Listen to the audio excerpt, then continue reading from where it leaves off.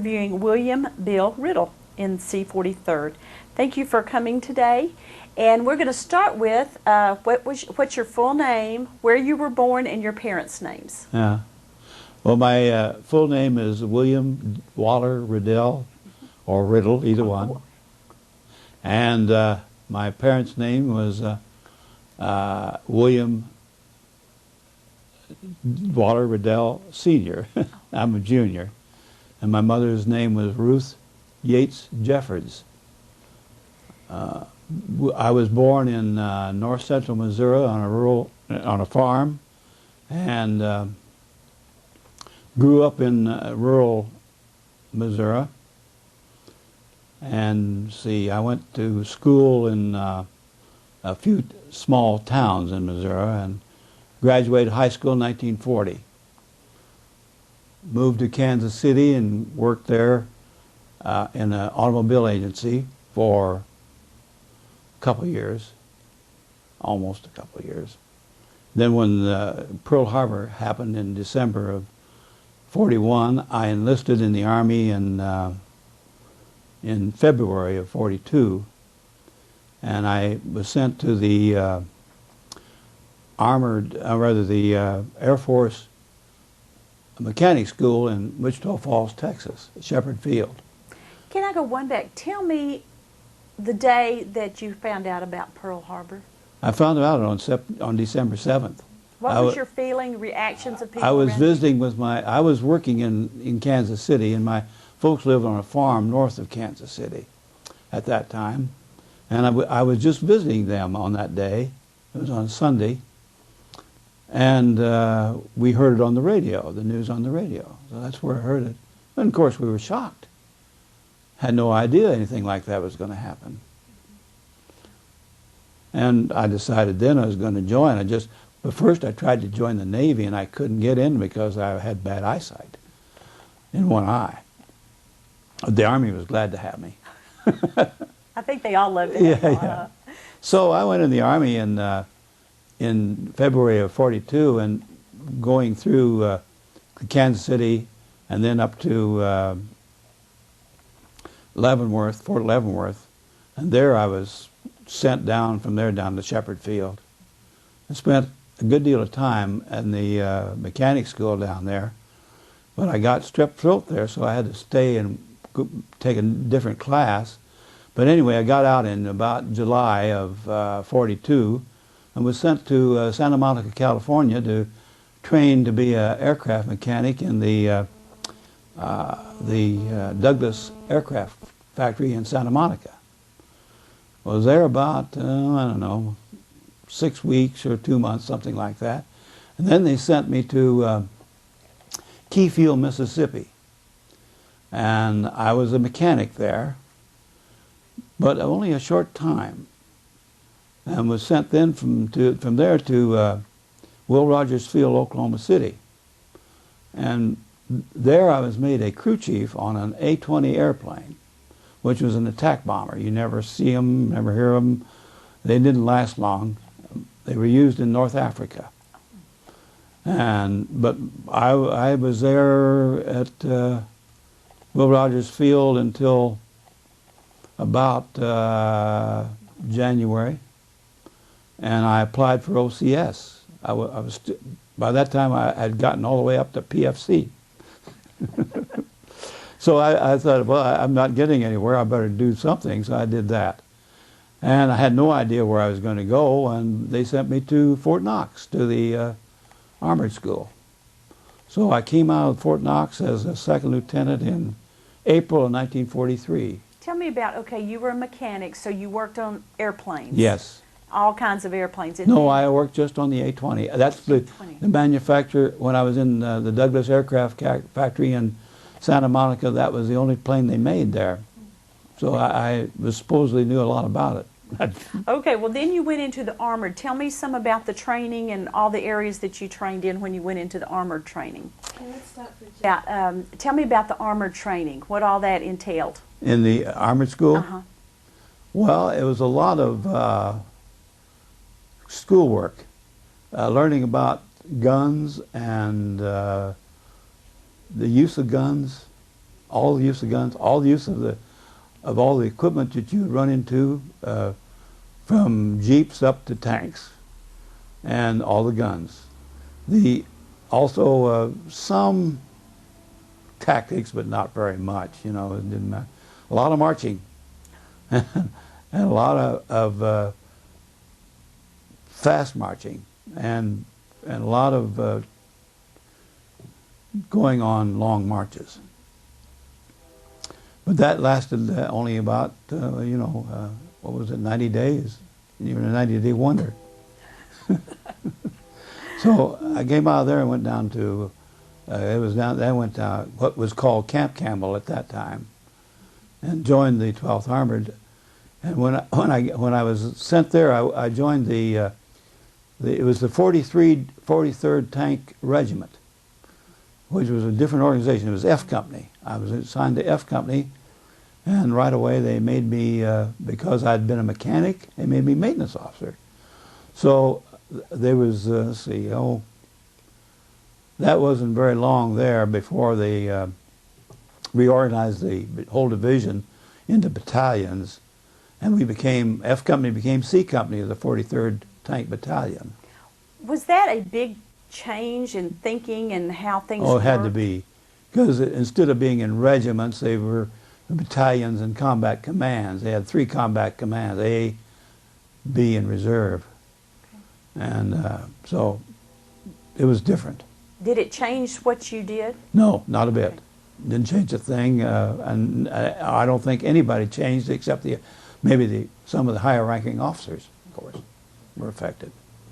Tell me about the Tennessee maneuvers and your experiences through that. Well, then after we'd been there for a while, in the fall of '43, we went on Tennessee maneuvers.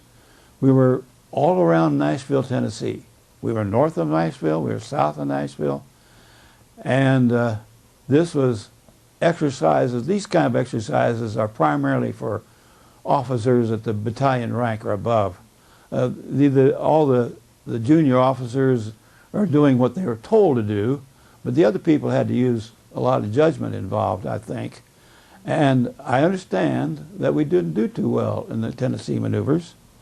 So we were sent to, you want to hear anything more about the maneuvers? How we went down, went through farmers' fields, tore down their fences, and scattered pigs and chickens everywhere. Did they know y'all were coming? Yeah, they knew we were there. And of course, you carry along with you these officers who make adjustments or compensation for all the destruction you do. But I remember seeing tanks with barbed wire fences on their tracks that would string. They had the whole fence, maybe a quarter of a mile long of fence in their tracks. It was funny. But they also had some serious times. We crossed some rivers. That was an engineering job in itself. And we had some tanks go in the river. And different things happened like that. Were you in charge of repairing all those things? Yeah, I was in charge of the section in the company that did that. Yeah, and we had it was about 10 people altogether, including if you included the radio guy, you had an armorer and 2 or 3 mechanics. We had one real master mechanic, and the guy who fixed the radios, besides the tanks. Yeah. Who do you remember the most from your Tennessee experiences? Campbell experience? Oh. Well, mainly, let's see. And you may not have any. Well, it was a fun time. It really was. It was a lot of fun. We got to go to Nashville on the weekends. I remember the Cross Keys restaurants where we ordered 2 steaks, and that was where that music alley was, and I forget what the guy's name was. I had that, but it was fun. It was more fun than it was just like going camping. More fun than that, really. Then we went to Camp Barkley. We had more of that. We had a lot of maneuvers in Camp Barkley where we go out and fire our guns and negotiate the various objectives out there. One time while we were at Barkley, we had a exercise where the whole division moved out of Camp Barkley to engage another division that was down at San Angelo. And we met them about halfway in those hills down there with those trees that are about as high as this ceiling. And you stand on top of the tank, you look right over the top of the trees. Then that was memorable for the dust. Oh, the dust! The division throws up so much dust you wouldn't believe. You wear your goggles then, and your whole face would just be covered. And you take the goggles off, you look like a raccoon. You know, it's funny. When you were in maneuvers, what did the C-43rd? What was the transportation? Or were you walking? Were you in trucks? Oh, we were always in tanks or in jeeps. Okay. Maybe trucks if, but we really didn't have any other way to get around except mainly tanks. The organization, I don't know if anybody's ever talked to you about this before, but you have, in a tank company, you have 3 platoons of 5 tanks each. Each tank had 5 men in it. They don't do that now, they only have 4, I think. But anyway, you had a tank commander, and in the turret, and with him in the turret is the gunner and the loader. And down below, you have the driver and the assistant driver, which is also the bow gunner. He was usually called the bog. And he had a machine gun. The driver, he just had the controls. And the tank commander controlled the turret. He turned the turret around and directed the fire for the gunner. The gunner wants...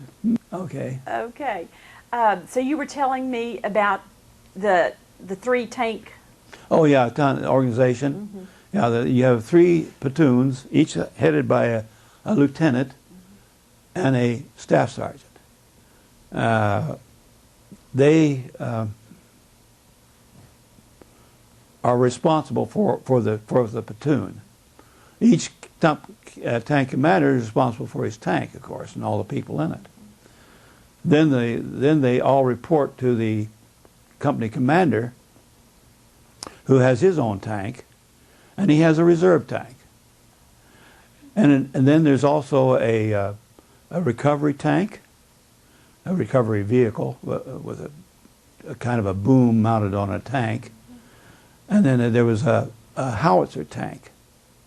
Later on during the war, when we got overseas, we had a bulldozer tank that would knock down barricades. A recovery tank, was that go in getting... Yeah, well, you got stuck a lot. Whatever it was, tanks get stuck a lot. If you're not careful, you get into soft ground, you get stuck. So tanks are always trying to stay on the high ground or on the road, you know. Also, if you go over a tree, and if a tree is too big, you end up sitting on top of the tree. You bend it over, but it supports the tank, and your wheels are just spinning. So you have to have a recovery vehicle to pull you off, or pull you out, whatever the case is.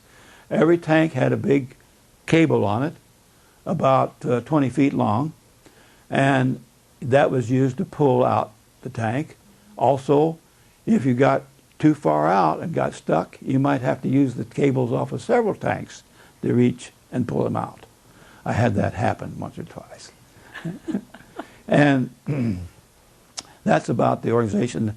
So you have in a tank company, you could say you have 15 plus 2, you have 17 battle tanks. Everything else is support.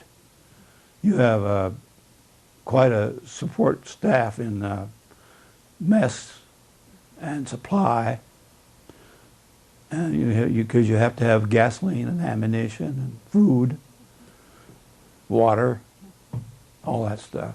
Describe what a normal okay, let's say we're in Europe. Pick a day and kind of walk me through what you did.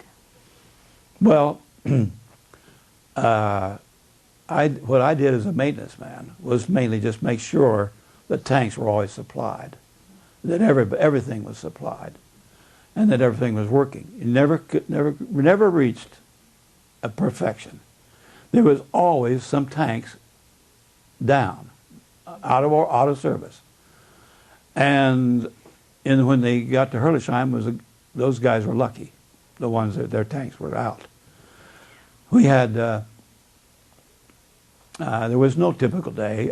After Herlisheim, my company commander was killed at Herlisheim, and I took over as company commander. So I was company commander from January to the end of the war. And during that time, it was kind of different. Because before that, we were trying to get through the Siegfried Line. And that was more like a set battle, where the infantry would make certain moves, and we'd make certain moves supporting the infantry, or infantry supporting us. And when at Herlisheim was an attempt to take out a beachhead that the Germans had on the west side of the Rhine, above Strasbourg, and that was a set battle with. And I'm sure that the books tell you all about that. But how it affected our company, besides the company commander being killed, there were a total of 12 people killed that day, and there were 44 captured. So that out of roughly 80 people in tanks, you can see that you had way over half of them were out of action, and took out all of our tanks except 4. So when I took over the company, we had 4 tanks. And can you start? Do you mind telling about Herlisheim experience? Yeah. Well, my experience was kind of limited because I was not in a battle tank. I was in reserve with the maintenance section. But I got stories from them. Some of the guys came back. They didn't all die there. Some of them escaped back to where we were, and they told us about it. But see, they were attacking her. It was part of a bigger scheme, but Herlisheim was a part of it. They were supposed to attack Herlisheim and go around the back of Herlisheim and come in from the back. But we got some bad information. There was supposed to be there was a woods off to the south side called Steinwald, and there was supposed to be friendly infantry in there, and there weren't. There were German anti-tank guns in there, and they knocked out a lot of tanks from there. But whatever tanks that were left got around behind the Herlisheim, and then they found out that their intelligence, does that make a familiar ring? Intelligence was bad. Intelligence was bad. There wasn't just a small bunch of infantry in there. There was a whole tank outfit in there, and they had the bigger tanks than us. The German tanks, the Tiger tanks and the Panther tanks, were way superior to our Sherman tanks. Just wasn't any comparison, and they knocked them all out. So it ended up all the tankers ended up fighting as infantry in the houses, and they were overwhelmed by superior force and had to surrender. So they were captured and taken into Germany, and some of those people really suffered. They had to march long ways in the snow, and then when they finally got to the prison camps, they didn't have enough food.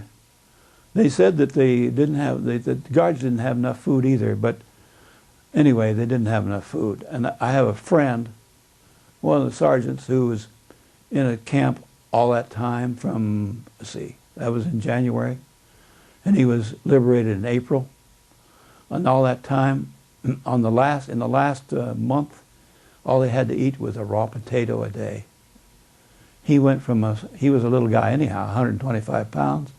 He went from 125 pounds down to 85 pounds.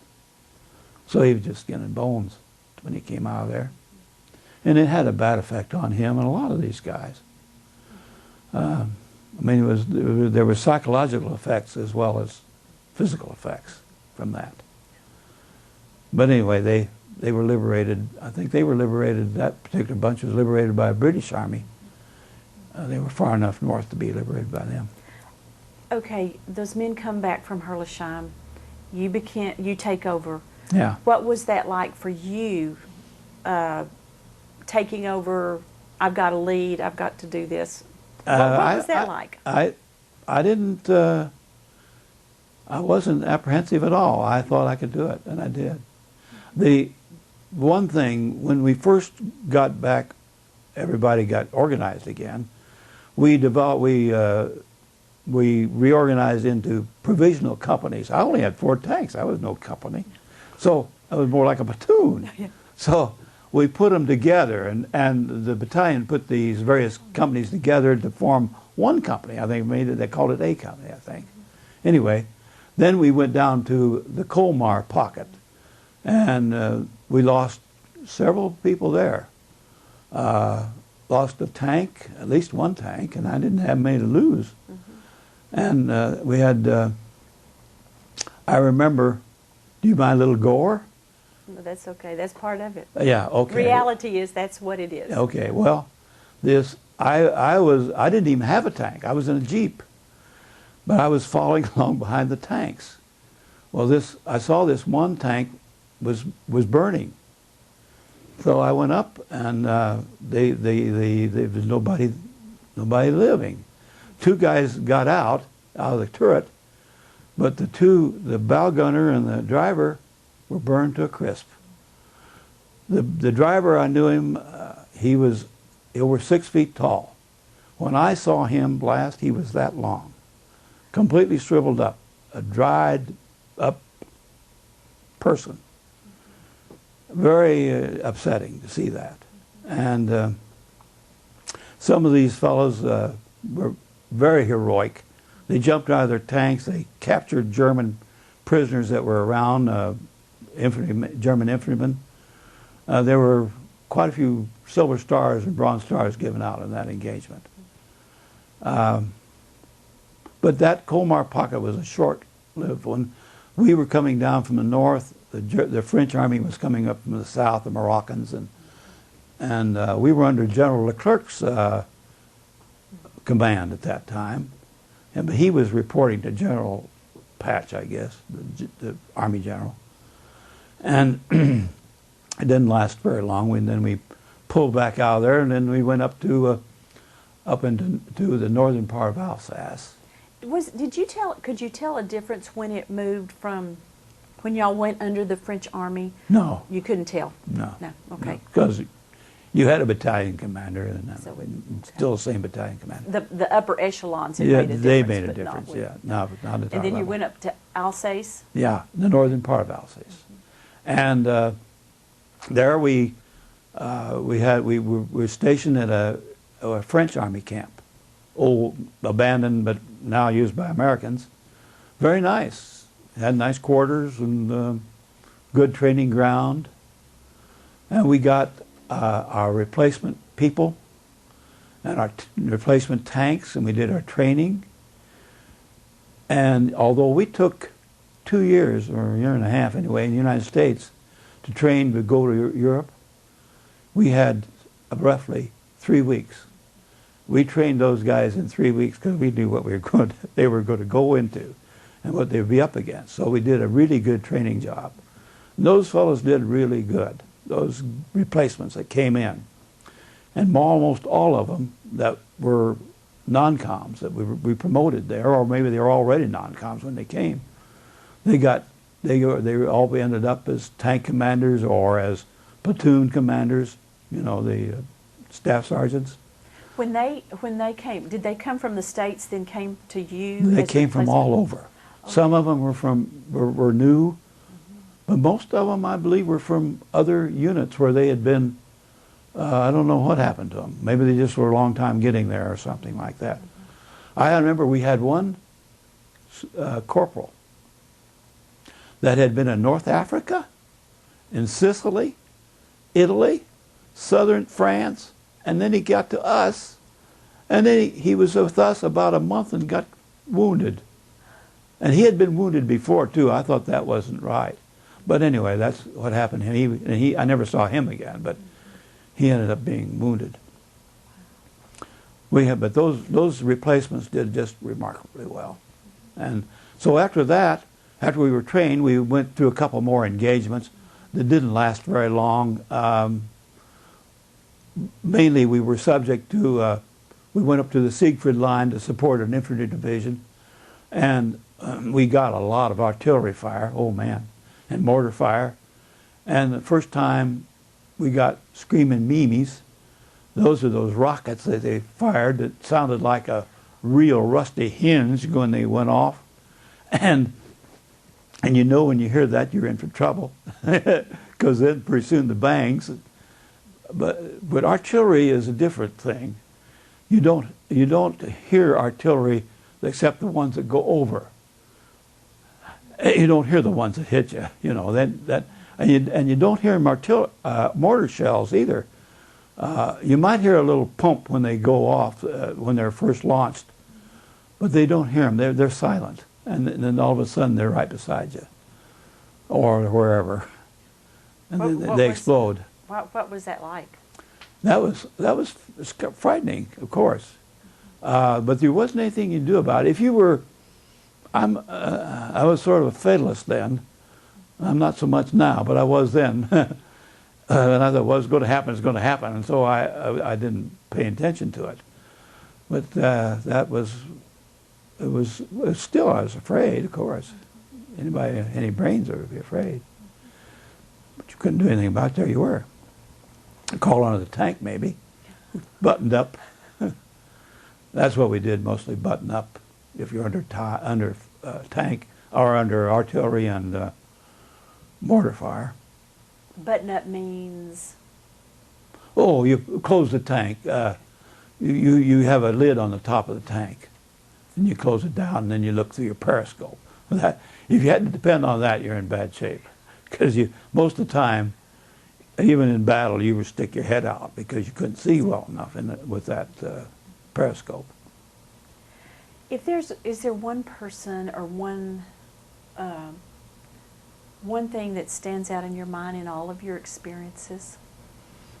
Oh, the bravery of some of the guys and how much they had to endure. You see, we had maybe, we had, I think, just let me refer to my book. Just a minute here. We got,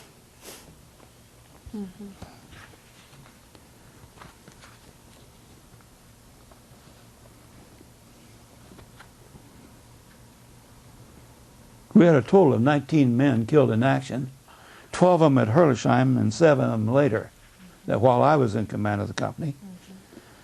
And we had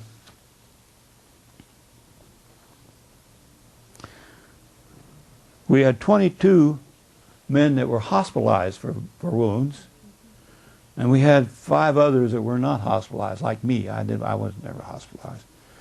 And as I say, we had 44 captured, 19 killed. So were you wounded? Yeah. But you weren't. I was. We were one time supporting an infantry division that was trying to get into Ludwigshafen, and that was just before you crossed the Rhine River.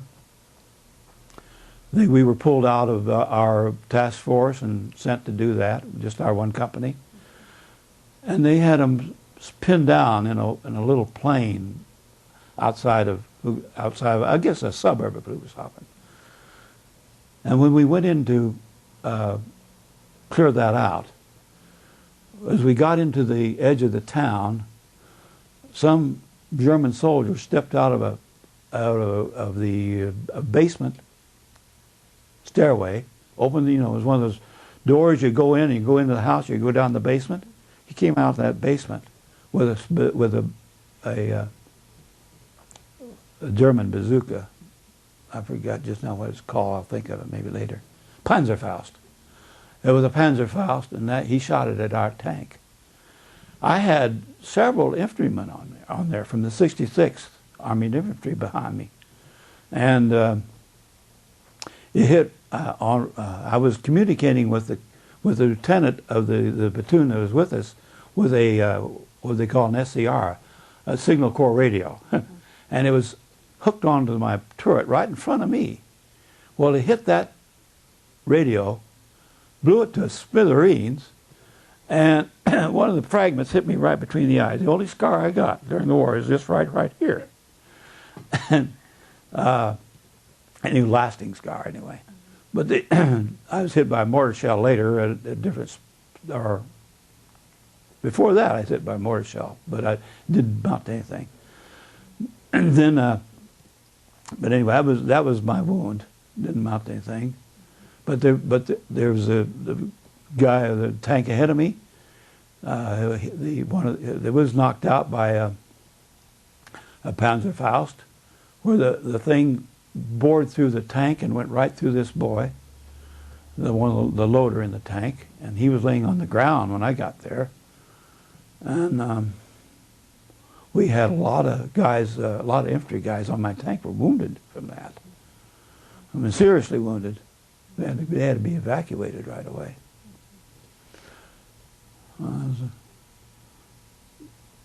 That was the only time that I had a really close battle contact. And when you have that, it's utter chaos. You're fighting for survival is all it is, and everybody is shooting guns and protecting themselves. At the same time, you're moving forward at the same time, trying to secure whatever your objective is. We did that, and that was the end of that. That was the 94th Infantry Division, I think, was the ones we were relieving. And we had our company, C Company, and we had a platoon from the 66th Armored Infantry Battalion with us. So we got a commendation from the 94th Infantry Division for that. It was not anything you could put a pin on yourself, but they set the word down. They were very pleased. Yeah. After that, we were mostly on the run after that. It was like pursuing a fleeing enemy who would stop every once in a while, throw up a roadblock, and there'd be a little battle. Didn't amount to much. It was surprising sometimes how quickly those things dissipated. The tank with a bulldozer on it would come up, clear the, and these people in the town would spend probably days or weeks building this barricade on this highway, and this guy would just clear it out in about 5 seconds. Mm-hmm. It seems like, or minutes, maybe whatever. Mm-hmm. But the thing that we had to worry about most, at least I worried about most, was snipers. They would be in this funny places. I remember one sniper almost got me.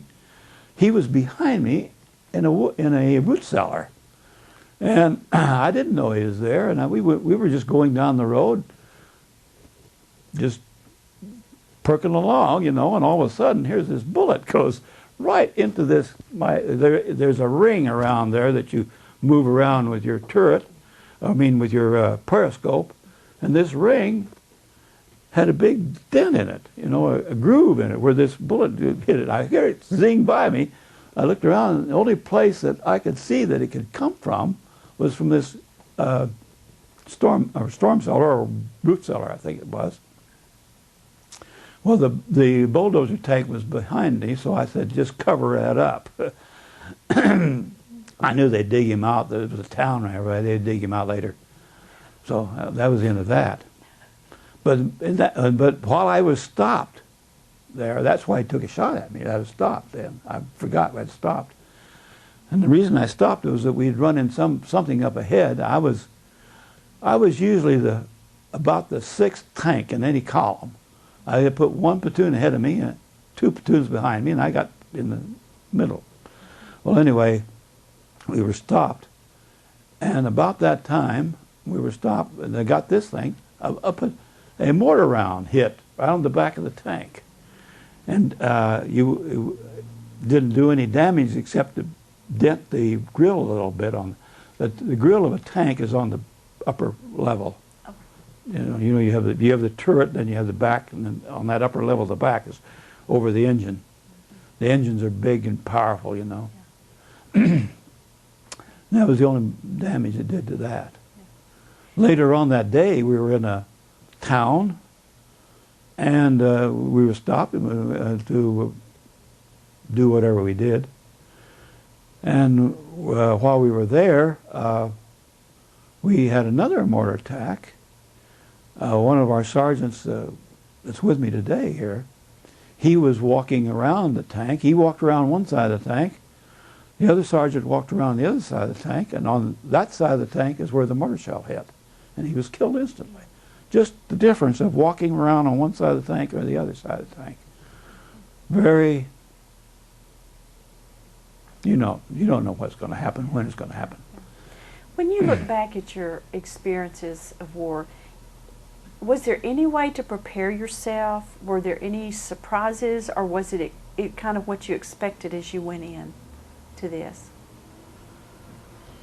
Well, I never expected to get hurt. I don't think you should ever go into any situation expecting the worst.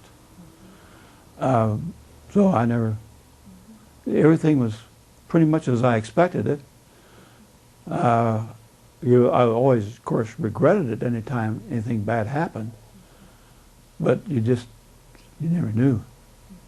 We had one young man. He was a young lieutenant from. He'd been a sergeant in a different company, and he came over to our company as a new lieutenant. He'd only been with us about a month or two, and he was leading a platoon down the highway, or down a road, not a highway, road, into the edge of a town. He was standing, and he wasn't, I don't know if necessarily he was the lead tank or not. He probably was. He was probably the 3rd tank, whatever. And a sniper got him right between the eyes. He was gone. Just real sudden. How did you learn to deal with this? What of your character? How did you survive all of this? Well, I tell you, I guess one of the things you learn right in the Army, and I did because I was in the Army or in the Air Corps, for a year before I was in the Armored Force. I got used to making friends and losing them. You get transferred, they transferred, or whatever. You get so, my gosh, gone, not here anymore. Well, you can't quite do that with people that are dead or wounded or gone to the hospital, but you get a crust. I hate to say it, but you do. And you get to the point where, well, gee, that's too bad happened to him. But you have to survive. You have to survive it. You have to keep going. You can't stop. Can't even stop to grieve. You just keep going. And in the going down across, we were now in, well, I don't know, Württemberg or Bavaria, wherever it was. Hadn't crossed the Main River yet. We crossed the river, the Rhine River at Worms. Worms where Martin Luther King nailed the proclamation on the church. Well, anyway, we went across the Rhine River at Worms, and it was quite a few days before we got to Wurzburg. Just before we got to Wurzburg, we had quite a little battle there with a Tiger tank, and we lost some people and lost some tanks.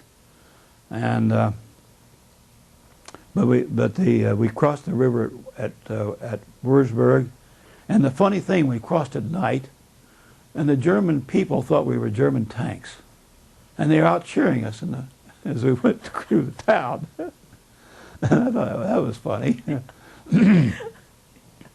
Then we went up towards the town of Swineford. That's where we were approaching the town of Swineford, and Swineford must have had 1,000 anti-tank guns and anti-aircraft guns up there, because it was a ball bearing factory there, and it was very critical to the German war effort to keep that place going. So they really had a lot of anti-aircraft guns. And whenever anything came over the hill toward approaching Swineford, those things started going off. So you just couldn't go over that hill. No way. So we tried to go around to get into a woods that was on the other side of a road that approached Swineford. Our job was just to secure that side of the town. I had to cross a swamp. Well, we got, I don't know how many tanks stuck in there, and we had to get them out. And in that particular time, we went across a bridge that I swear you would hesitate to take a farm wagon across. And we all went across that bridge and got over to the other side some way, onto a different highway. It was very supportive. After that, it was mostly just movement, dealing with roadblocks. Roadblocks were usually set up in the town, so you didn't have much room to maneuver. But of course, with tanks, you could go cross country if you wanted to anyway.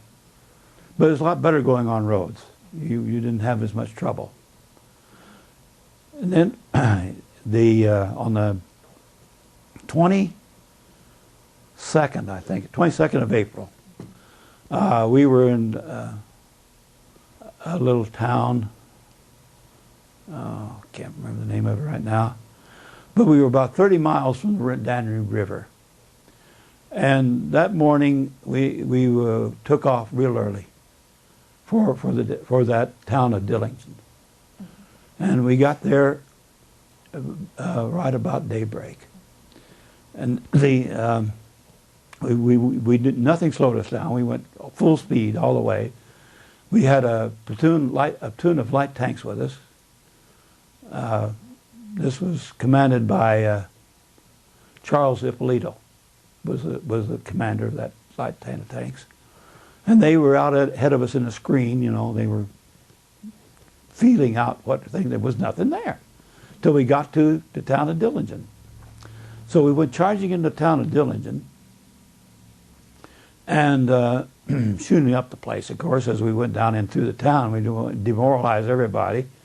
And when we got down to the bridge, there was a bridge. It's still intact. The funny thing was, these German soldiers were shaving or whatever, and they had their suspenders down, and here they came running out with their still shaving cream on and suspenders down, their pants down, practically, trying to get to the bridge to blow it up. They didn't get there in time. So we got on the bridge, and another fellow and I went out on the bridge. We defused the bomb that was sitting in the middle of it. And Sergeant Andrew, we call him Andy Andrews now, he went across the bridge with another guy to secure the other side, and then we got bombed by airplanes, strafed, bombed. Fortunately, none of the bombs hit the bridge, but unfortunately, one of them hit Sergeant Andrew. And Andy's downstairs now. He's all better. He's good. But he had to go to the hospital after that. He had a very serious wound. And so did the other fellow who was with him, Sergeant Reed. Yeah. Well, I've got to interview somebody else, and this is great, and I'm sorry I have to stop. But I always end any interview with this. If somebody in 50 years was to pick up the tape about what you've said, what would be the one thing you would want them to remember? I would want to remember the C Company captured the bridge across the Danube River at Dillingen. Yes. Yeah. Yeah. C Company and a platoon of D Company. Yeah. And what was so important? Well, it was the only intact bridge across the Danube.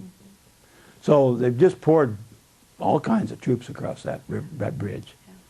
And that was the beginning of the fall of of the Bavarian redoubt that they talked about, but we ended up down in the Austrian border just a few days later. Well, in between that, we liberated the prison camp at Landsberg, and that was where they had all the Jews there. Those people were all in uniforms and hanging on fences and laying on the ground and what have you. Our company could not stop and render any aid, particularly. We just made sure they were all okay, or because we had people coming along to take care of them.